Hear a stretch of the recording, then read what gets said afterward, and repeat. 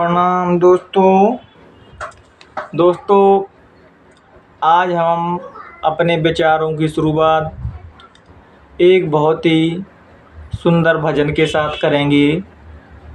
जब कृष्ण भगवान के बार बार समझाने पे उद्धव जी नहीं मान रहे थे, अपने ज्ञान का अभिमान हो गया था, तब कृष्ण भगवान ने उनसे कहा, ए मोहब्बत की बातें हैं उद्धव, ए मोहब्बत की बातें हैं उद्धव, बंदगी तेरे बस की नहीं है, यहाँ सर दे के होते हैं सौदे, यहाँ सर दे के होते हैं सौदे, आस की इतनी सस्ती नहीं है, ये मोहब्बत की बातें हैं उद्धव।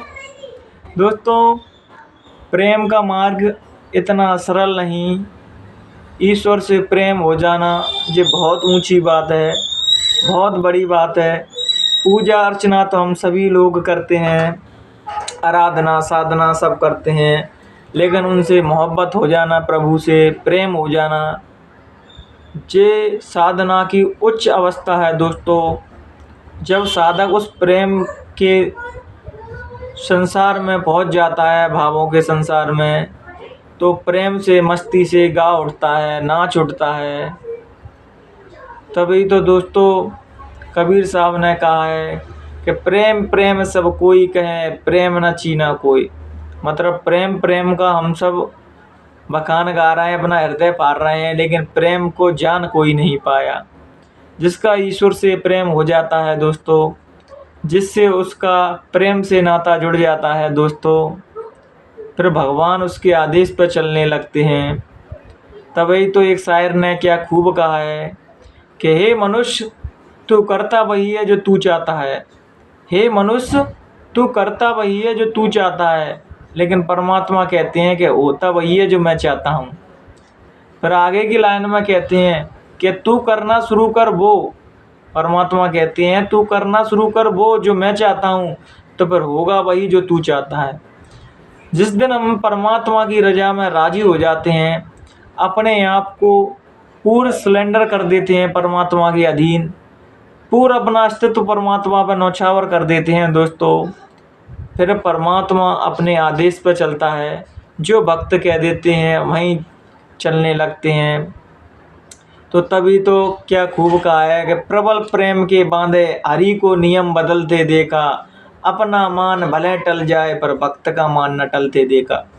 दोस्तों, प्रभु भगवान भले अपने लिए कितनी भी यातना सह जाएंगे, कितना भी अपमान सह जाएंगे, जब किसी भक्त पे, किसी संत पे हम आलोचना करते हैं, उनकी निंदा करते हैं दोस्तों, तो परमात्मा का हृदय दुखी हो जाता है।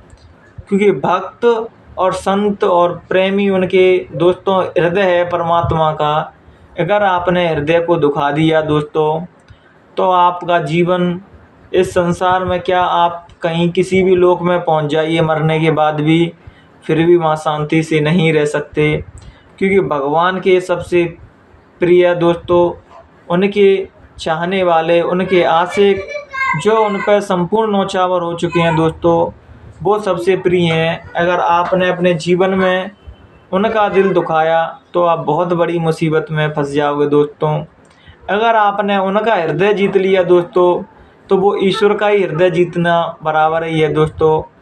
तभी तो रामायण में दोस्तों एक बात आती है कि बालकांड में ही बाबा तुलसीदास कहते हैं कि संतों की हृदय की पवित्रता को मैं क्या, ब्रह्मा विष्णु महादेव का तीनों एक साथ मिलके भी आ जाएं, तब भी उनकी हृदय की पवित्रता, उनके अंदर कितना प्रेम बढ़ा है पूरे संसार के लिए, वो तीनों मिलके भी नहीं जान सकते कि संत की महानता, उनके अंदर कितना गहरा समुद्र है, कितनी गहरी करुणा है सभी से, सभी जीवों के लिए।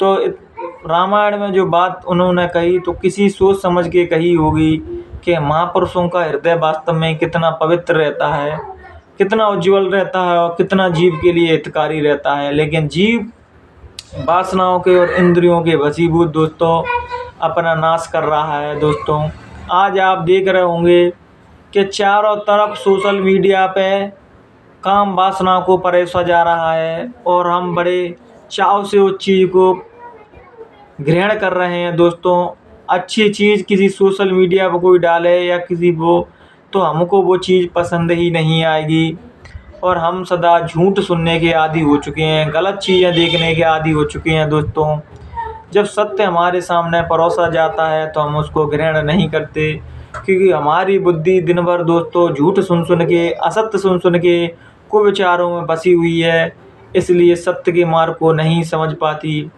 महाभारत में तो दोस्तों धृतराष्ट्र अकेले ही अंधे थे, जिनके नैन अंदर के बाहर के दोनों ही फूटे थे।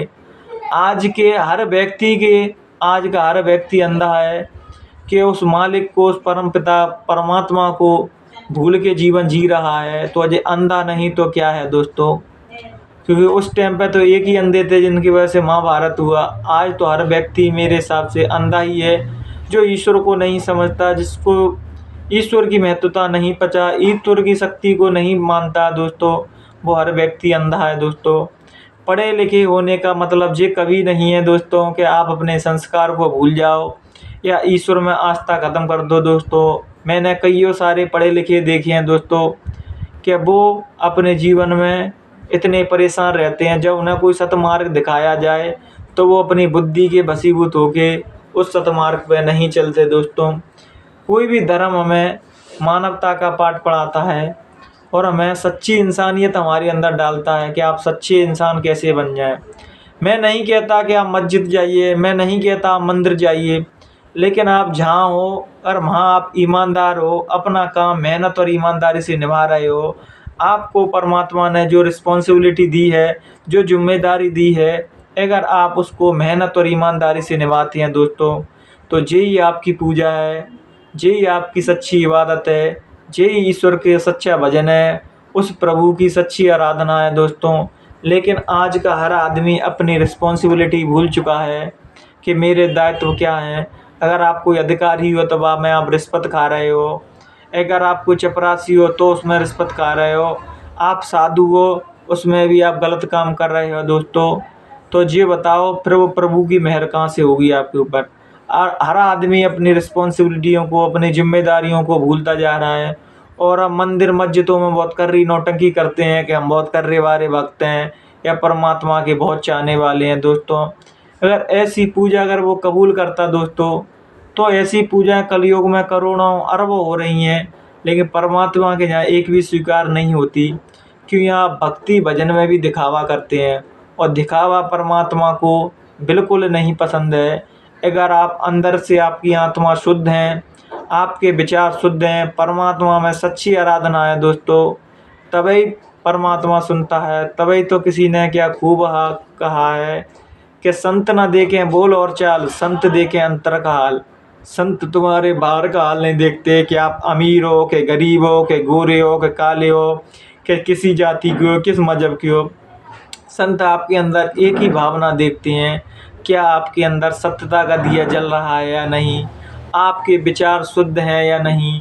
क्योंकि बाहर की एक्टिंग से तुम उनको नहीं रिझा सकते। जब संतों को ही नहीं रिझा सकते तो परमात्मा तो बहुत दूर की बात है। संत तुम्हें एक नज़रों में ही पढ़ लेते हैं कि आप क्या हो।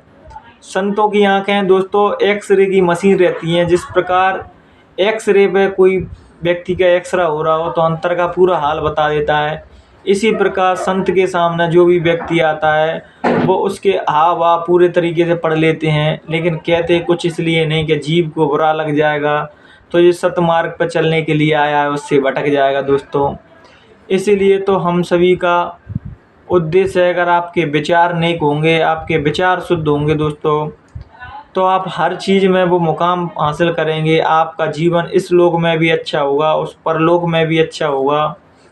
अगर आपके विचार शुद्ध नहीं हैं, आप अंदर से गंदे हो दोस्तों, तो आप कितनी भी पूजा और इबादत कर लो उससे कुछ होने वाला नहीं है।